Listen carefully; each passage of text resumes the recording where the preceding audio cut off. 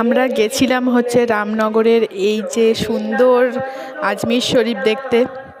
এই আজমির শরীফটা খুব সুন্দর হয়েছে, এটা দেখার জন্য খুব ওয়েট করেছিলাম, কিন্তু ভিআইপি পাসেতে যাওয়ার জন্য আমরা পুরোটা দেখতে পেরেছি। হয়তো এমনি না হলে হয়তো আমাদের এত বড় ভিড় ছিল যে হয়তো আমাদের দেখাই হতো না। ভিআইপি পাস ছিল বলেই হয়তো পুরোটা ভালোভাবে দেখেছি। টাইটিংগুলো মানে অত্যন্ত সুন্দর ছিল, এত সুন্দর করেছে মানে সত্যি অসাধারণ। আরাসের তো প্রথমে মন খারাপ ছিল যে কোনো পাস নেই, তারপরে ভিআইপি পাস আমরা পেয়েছিলাম, পেয়ে আমরা ঢুকেছিলাম। তো ভীষণ সুন্দর করেছে এটা, মানে এটা সত্যি এটা অসাধারণ করেছে। আমার তো মানে ভীষণই পছন্দ হয়েছে।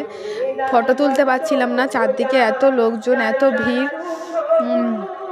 ফটো তুলতে পারছিলাম না। যা হোক করে অল্প করে ফটো তুলেছি, তো সুন্দর করেছে। যাই হোক, তোমরা দেখো কত সুন্দর করেছে। শুধু আমি তো মানে বলছি, ভাষায় বলা যাবে না, এত সুন্দর হয়েছে।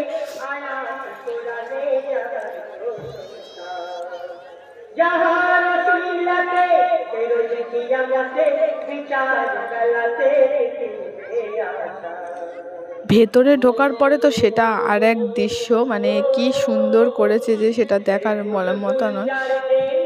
একটু যে ভালো করে কোনো ফটো তুলবো সেরম কোনো চান্স পাইনি, এত ভিড় ছিল। যাই হোক, তবুও আমি যতটা পেরেছি তুলেছি। তো তোমরা দেখে আমাকে বলবে কেমন হয়েছে ভিডিওটা।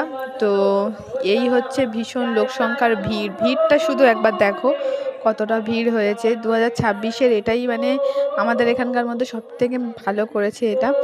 তো পুরোটাই আমি তুলে ধরার চেষ্টা করলাম।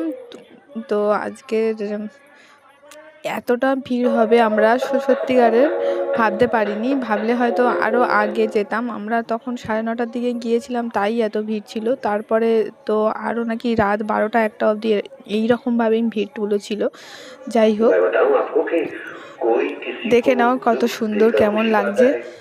আমি কাছে থেকে ভিডিও করার চেষ্টা করেছি, জানি না কতটা সুন্দর করেছি, তবে আমি খুব সুন্দর করে তোলার চেষ্টা করেছি।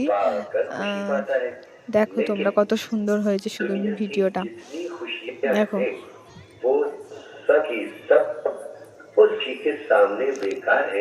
আচ্ছা, পুরোটা আমি তুলে ধরলাম তোমাদের।